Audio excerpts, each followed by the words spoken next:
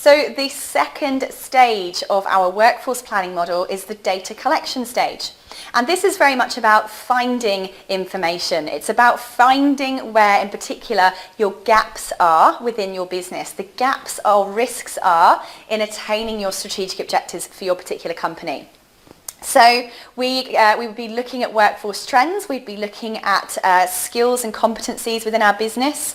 We may be looking at workforce demographics. It could be that we're looking at workforce costs versus the productivity, or workforce costs versus the profitability.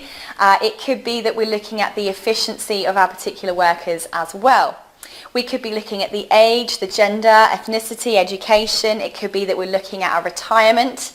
It could be that we're looking at job profiles, career pathways, professional development plans. Are we considering the career aspirations of our people in their appraisals as much as we are looking at where we as a business want to take them? Are we looking at leave and holiday trends? Because leave and holiday trends could give some clue as to, again, what's going on within the business.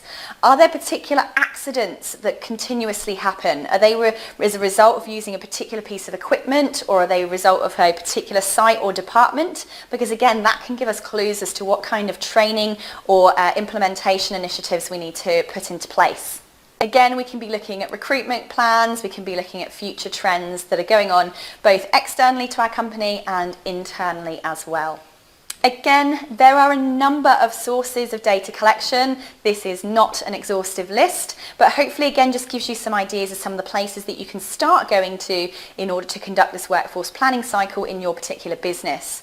So yeah, this is where you'd be conducting a training needs analysis, where you'd be looking at things like payroll.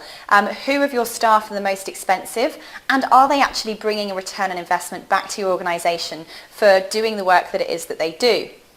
Are you looking at feedback both from your staff, from your different department heads, as well as, obviously more importantly, from your customers as well? Can that feedback provide you with information about any gaps or needs that you have within your organisation? You may be looking at safety reports, you may be looking again at the performance reviews and appraisals to see if there are any commonalities across different job roles, as much as there are across different departments and sites within your business as well.